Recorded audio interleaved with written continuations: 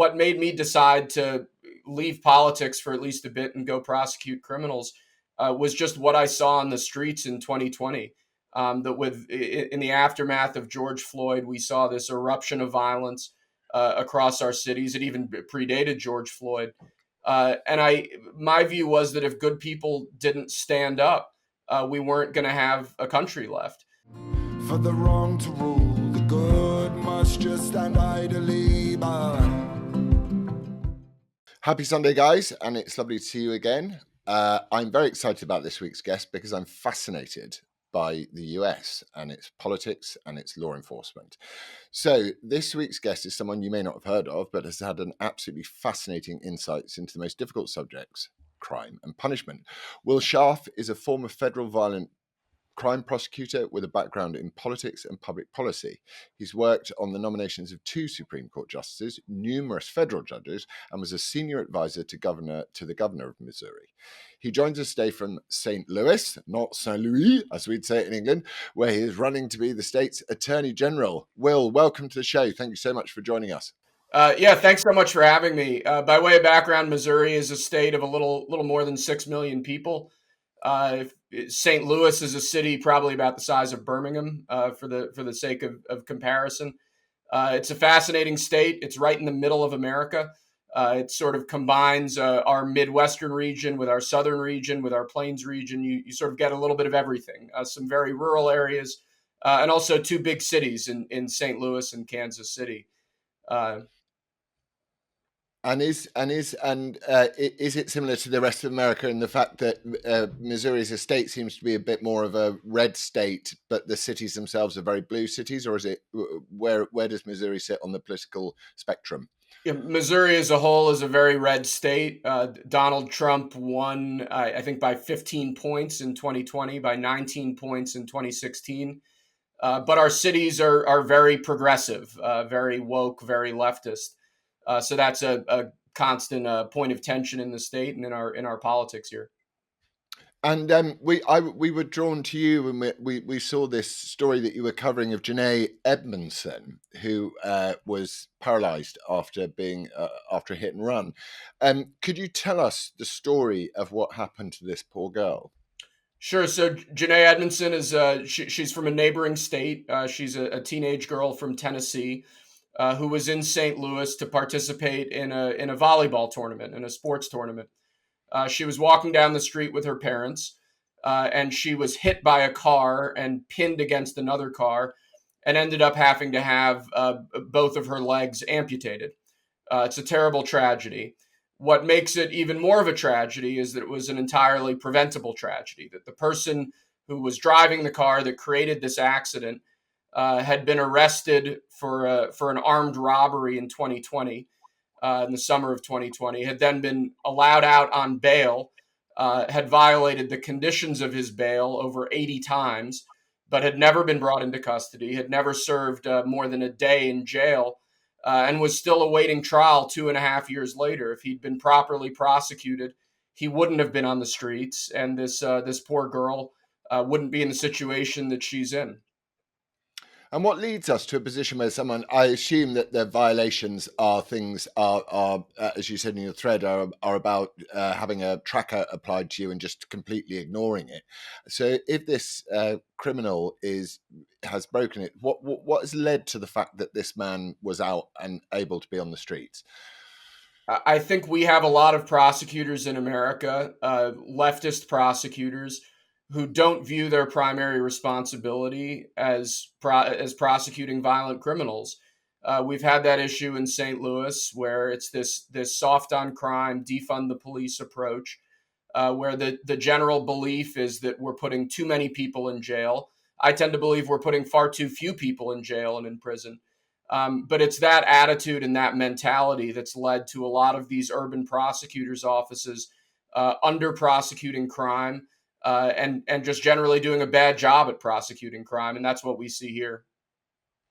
And what do the people in these cities think? You know, I was just looking, in St. Louis is 4th in the murder stats in America. What do the residents of these cities think? Do they tolerate this? Are they on side with the progressive agenda, or are they fed up?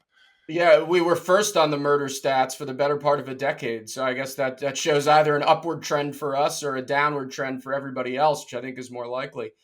Mm. Ordinary people are very fed up.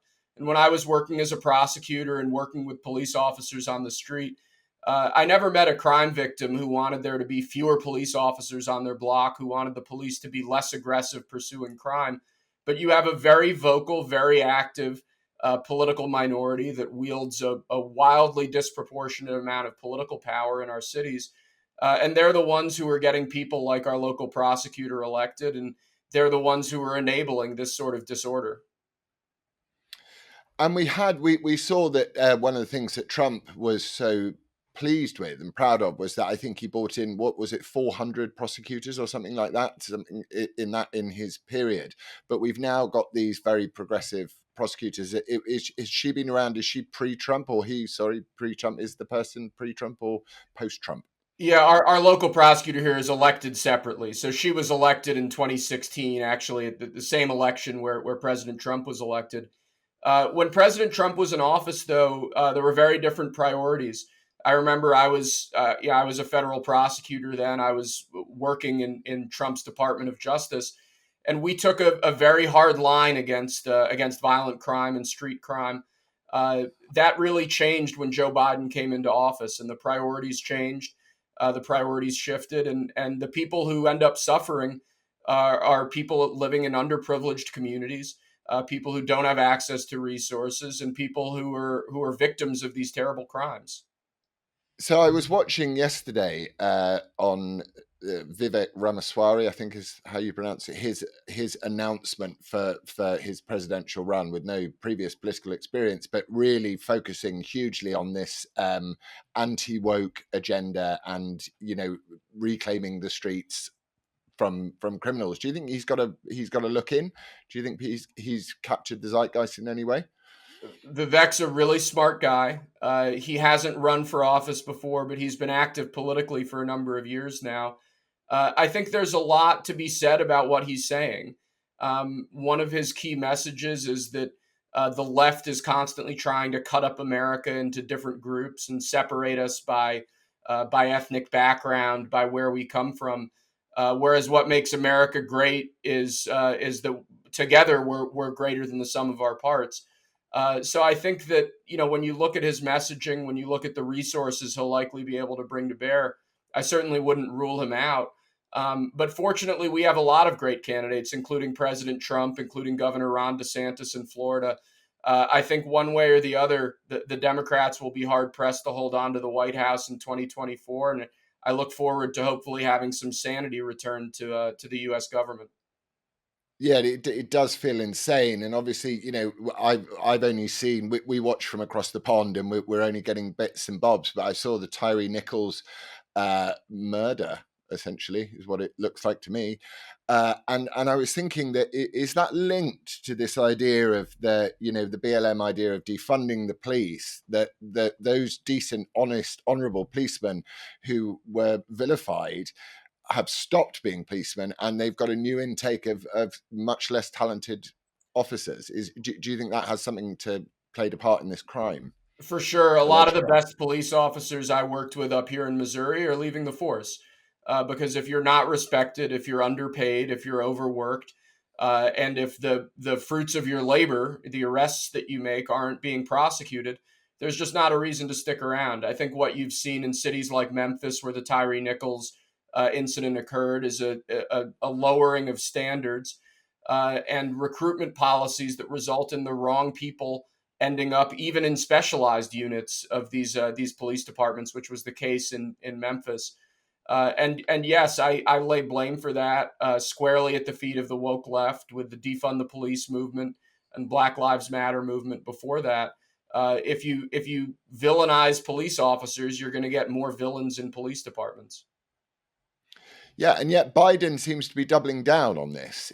Doubling down certainly on the he's sort of instantiating racism into every part of the American modern life, and people seem to be buying it. I mean, I know his popularity is very low, but is it going to be a close run thing, or do you think that the Dems are going to have the floor wiped with them when come 2024? It's always difficult running against an incumbent.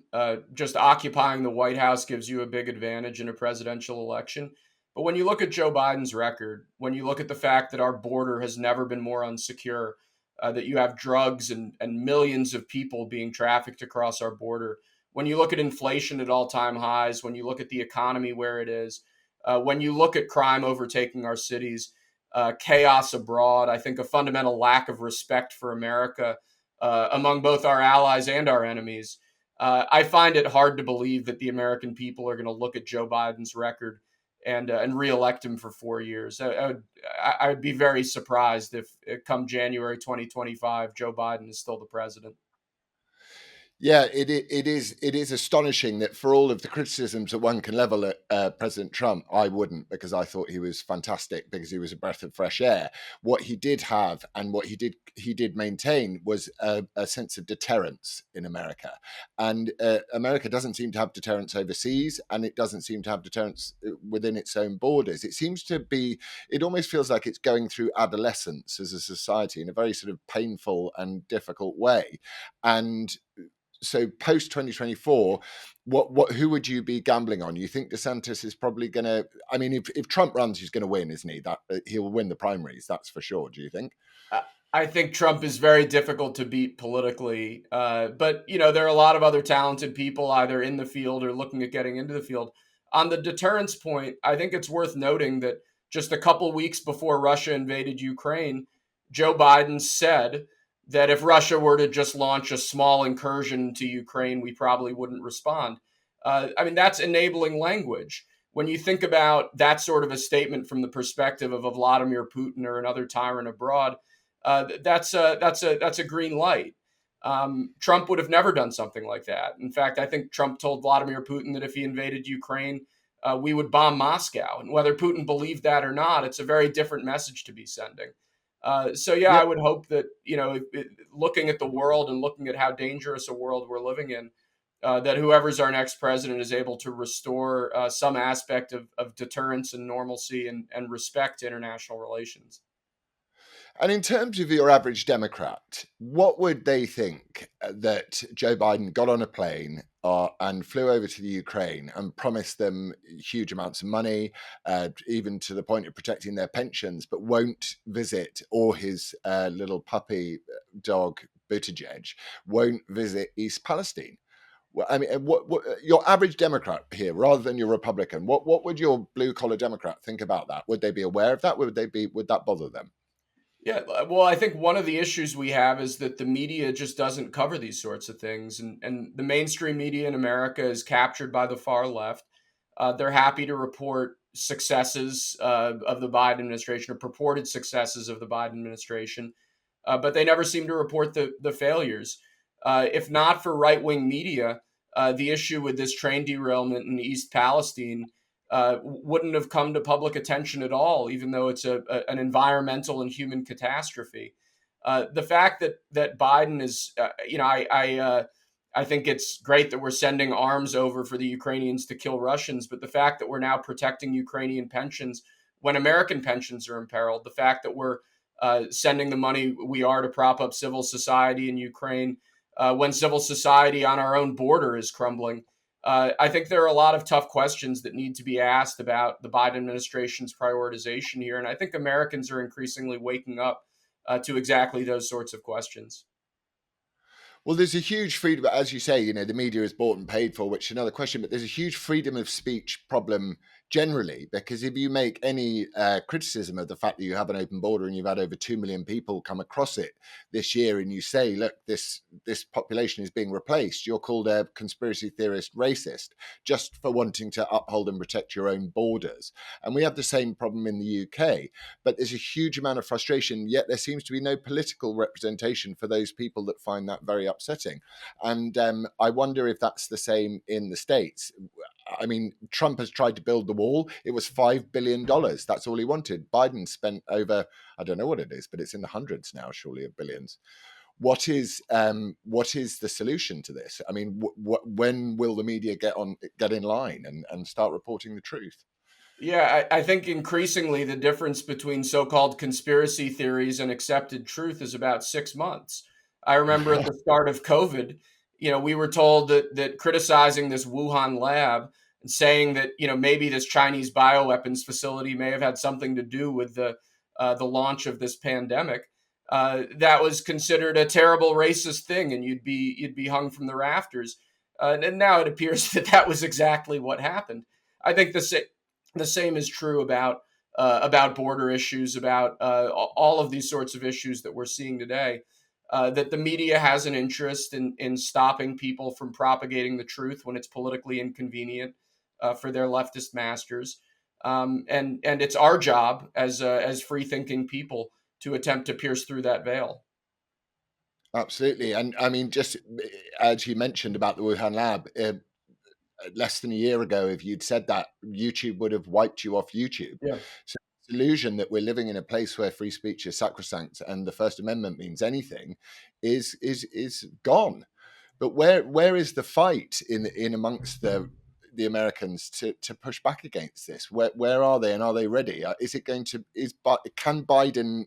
Is it going to be a wipeout? Do you think of I'm the gonna Democrats? I'm gonna extend you an invitation. Come out to Missouri, come hang out with some of my people, and I promise you, you'll see plenty of fight. I think the American people are fired up, and when our backs are to the wall, we tend to get things right. And I think that's where we're going in the next couple of years. And what got you on a personal level? What got you into prosecuting violent crime? Why did you want to get into law and order? What, on a personal level, what was it that motivated you? It had always been a dream of mine to be a prosecutor. I think it's a really incredible job. When you think about being able to provide closure to victims, when you lock up people who have at times destroyed their lives, it's just on a day-to-day basis. It's a really rewarding job. What made me decide to leave politics for at least a bit and go prosecute criminals was just what I saw on the streets in 2020.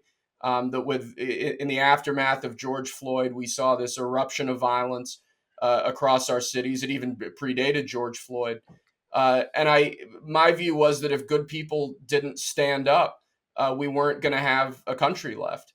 So it was an honor to get to play a small part in the fight back against those riots in the summer of 2020, and then to continue prosecuting crime thereafter. But I think in general, the thing that allows more than anything, the sort of dysfunction that we're talking about to rise is good people just deciding to do nothing. So for me in my life, I've always been one to stand up for what I believe in and for my principles. And that's what I'm doing now. And it takes a huge amount of courage. I'm fascinated by the George Floyd thing because, and the other sort of so-called woke martyrs from that period. The is it Jason Blake or the guy with the knife in the car who Yeah. just digitally raped his ex-wife and stolen his children? Why does the woke left and the BLM activists, why do they choose such bad martyrs? Why Well, don't they choose David Dawn, for example, to say that his Black Lives Matter? Why choose George Floyd over David Dawn? I'm very confused and as to why that works in the and way it does. David Dorn is, was a great hero and a very well regarded police captain, and his death was a tragedy. I think the left chooses those martyrs because the sort of police violence that they're complaining about is actually shockingly rare statistically in America. The police in America, contrary to the leftist narrative, are not just going around shooting innocent people. That really doesn't happen. So what you see are in most cases these sorts of marginal events where oftentimes you have a criminal who's doing something that he probably shouldn't have been doing, and maybe the police overreact, and maybe a tragedy results. But again, the leftist narrative that the police are pervasively racist and just going around killing people, that's never been borne out by the actual facts on the ground. And there's no interest in the stats on the ground, even though they're very easy to get your hands on. There's so many interesting statistics about America that I love. One of my favorite ones is the fact that military recruitment is down 45%, and that white Americans, probably from Missouri and other flyover states, die vastly overrepresented in deaths in war. And these people that have served their country generation after generation just aren't joining up. So this is what I was asking you about, where the fight is and whether people have just given up. But you're saying that no, there's a strong sense of a comeback coming. I think the saying is go woke, go broke. Our military is recruiting on the basis of intersectionality and intersectional feminism and all these sort of new woke theories. And that's less appealing to the sort of patriotic young people, athletic young people who in previous generations have signed up to serve. It's a crisis. And when you think about our growing confrontation with China, when you think about just how dangerous a world we're living in, the last thing we need is a military crippled by wokeness. But unfortunately, I think that's what we're seeing. And do you think China is responsible for that in many ways, in terms of, the 400,000 students that China sends over to America every year? The fact that I think Eric Swalwell was having an affair with a Chinese agent. Someone had a Chinese agent as their chauffeur for many years. Do you think the Chinese have managed to inculcate American culture with this sense of demoralization and wokeness? Do you think that's part of a soft war, if you will? Sure. I think when you look at the modern environmentalist movement and the shift away from fossil fuels, I think a lot of that is traceable to Chinese influence operations, the same way that the anti-nuclear movement and environmentalism in the 70s was often traceable back to the Soviet Union. I think China is an adversary of ours. When you think about the fentanyl epidemic we have here, where over 100,000 Americans are dying every year of drug overdoses, mostly from Chinese opioids. Xi Jinping could stop that tomorrow, but he's chosen not to because he knows that the weaker we are as a country, the greater the likelihood of China rising to be the preeminent power in the world. So I think China is confronting us across multiple domains, and it's necessary now more than ever for Americans to show the political will and gumption to fight back. Yes, and you saw Biden during his State of the Union address, which was not the greatest, I didn't think, very divisive rhetoric that he uses. The minute he mentioned fentanyl, he was shouted at loudly. Mostly Marjorie Taylor Greene did it as well. But we get thrown at us across the internet these pictures of leftist American cities, San Francisco, Los Angeles, and others, of zombies walking around the streets, and how accurate, and tent cities, and people defecating in public and all of this stuff. Is this hyper? I mean, is this sensationalized for the internet audience, or is this an accurate reflection of what you're getting in these American leftist cities? I mean, I think the pictures you're seeing aren't representative of everything going on in American cities, but those tent cities are a fact of life, particularly in far left cities like San Francisco and Portland and Seattle, along the West Coast. And it's a tragedy. Fentanyl is so much more deadly than even heroin. Here in St. Louis, we had numerous what are called deaths resulting cases where drug dealers would sell somebody fentanyl, probably claiming that it was heroin, and then an addict overdoses and dies, and it's tragic. But again, it's ultimately it comes down to political will. What's our federal government doing to hem in sources of supply of drugs, whether that's China or whether that's the Mexican cartels across the border? What are state and local officials willing to do to crack down on these tent cities and drug dealing more generally? And I think more often than not, you look around America, and particularly on the left, there just hasn't been the political will to confront these very important issues. It's so interesting because in London we have the same problem. London has a soaring knife crime Right. epidemic. Obviously, we don't have the gun problem that you have in America, but or the gun brilliance that you have in America. Actually, once I really think about it, but our mayor will never ever speak about it ever. All he talks about is climate change. And people seem to just sort of consume this information, whatever they're told. And one wonders, how does one, you've got Fox News and you've got some, OANN and all of this stuff. But why is the other side of the media, the mainstream, the Washington Post, and the New York Times, and all this stuff, why aren't these people seeing the market for an alternative view? Why are they sticking to this singular narrative of the Democrats can do no wrong? Yeah, well, on the knife crime issue, a very dear friend of mine always says that if you have one person jump up on a flight and try to open the airplane door, chances are the other passengers get him under control. The plane lands, everybody's safe. if you have two people jump up and try to do the same thing, chances are they get the door open and everyone on the plane dies.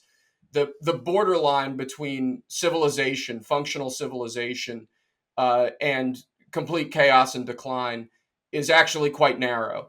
And I fear that we're close to that tipping point here in America, and from what I can see, you are as well in the UK.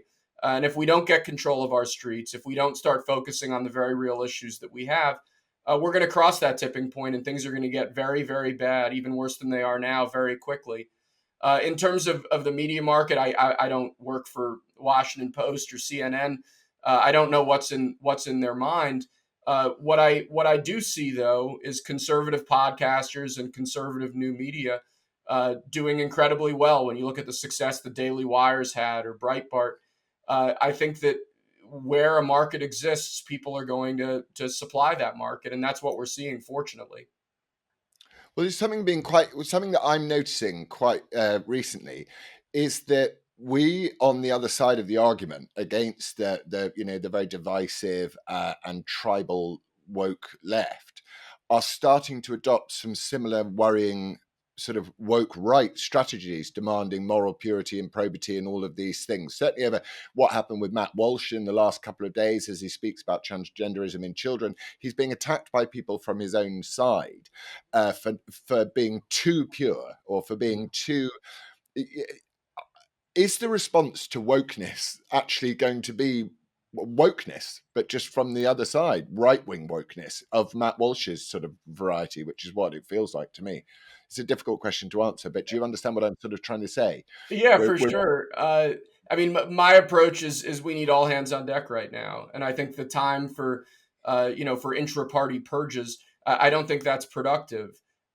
We're facing an existential risk, really, to Western civilization, in the form of essentially radical Marxism, applied Marxism, critical race theory, and other forms of applied Marxism and postmodernism. And if we don't win this ideological fight, we're not going to have anything left to fight over. So I think the idea that folks on the right, infighting on the right, that should be a priority, I just disagree with that. Yeah, I think you're right. Do you think that there is a there does feel like we're facing the end of civilization as we know it. Do you think that we will have to lose it before we can get it back, or do you think it's still salvageable? I certainly hope we don't have to lose civilization before we can get it back. I mean, that sounds too awful for words. I know in the American experience, I think Winston Churchill once said that the Americans always do the right thing after we've exhausted all of their options. And I think that feels true to the political situation we're in now. Things have gotten so bad that I think Americans are really starting to wake up, whether it's on radical gender ideology in our schools, the critical race theory issues, crime on the streets. I think increasingly Americans of all political stripes are willing to reject the far left ideologies that have really infected our political culture in the last decade. And I'm hopeful. I'm an optimist. I'm always very hopeful about the future. I know you Brits tend towards dour pessimism, but here in America we see a world of opportunities if we can just get our act together.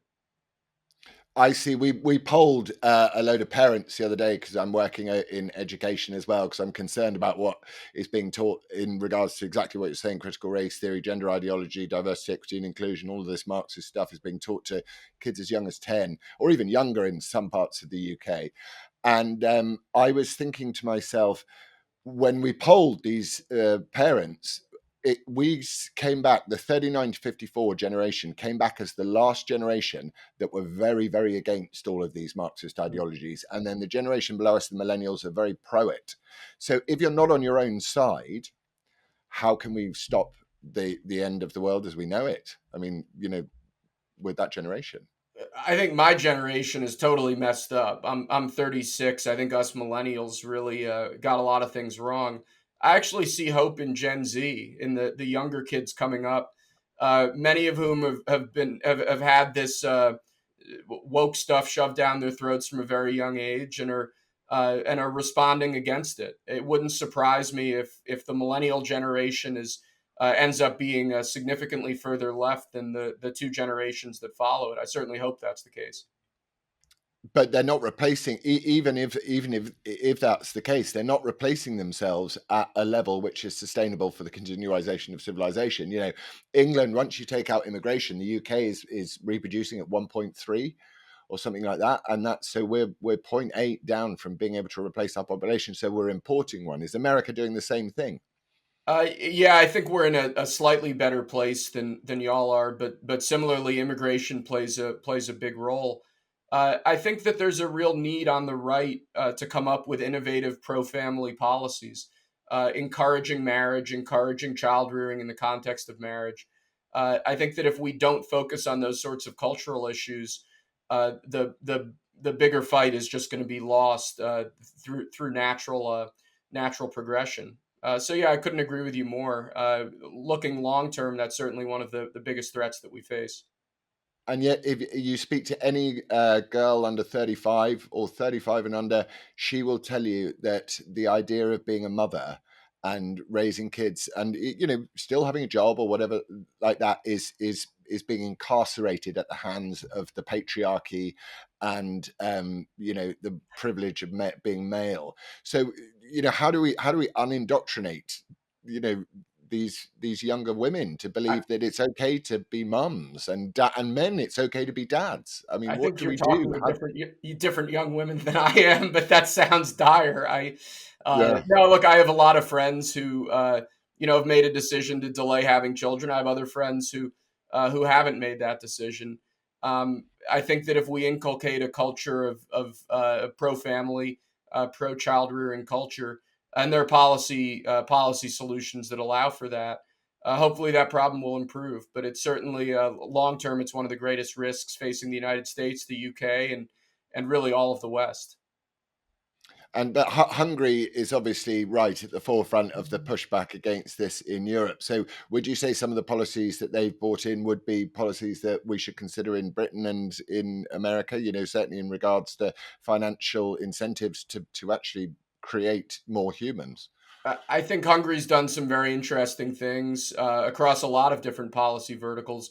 Well, one thing I always warn folks about when dealing with Hungary, though, is that relative to the UK or especially to the US, Hungary's a very small country, and the issue with programs that have proven successful at the small scale is always scalability. So I think they're doing interesting things, but I don't buy kind of whole hog into the idea that if we just replicate exactly what Hungary is doing, the problem will be fixed. I think we need to be a lot more thoughtful, a lot more aggressive, and be willing to experiment. Well, it's so nice to hear some optimism and reason. So, if your prediction for the next 2 years, 2 or 3 years in America, and January 2025, what does America look like? January 2025. Hopefully, America looks like it's about to launch a great new era of dominance abroad and safety and security at home. But we have a lot of work to do. I think it's always easy to think about politics as being something that's way above our heads. But in my experience, if you're willing to fight, if you're willing to dig in, you can have a real impact, and that's what I try to do every day. Good for you, Will. I would like to thank you so much for joining me and giving us an insight into what you do, and thank you for your service to the people of St. Louis and to the country as a whole. Thanks God so bless. much for having me. On behalf of America, I apologize again for Meghan Markle, and I hope we have a chance to talk again soon. We apologise for Prince Harry, so don't worry. I think if you got him away from her, he's still rescuable. But I mean, seriously, Yeah. they're Do you nuts. So. do you think there will be a what's her name, Markle 32? I think she'll run for office at some point. Having been in politics for a while, I think she's terribly suited to running for office. She has such a glass jaw, and she's so unwilling to take criticism. But yeah, I think that they view themselves as messianic figures, and I think they think that they're going to go out and save the world. I just hope that after they're done with it, we have a world left to save from them. Absolutely. Well, God bless, Will, and thank you so much for speaking.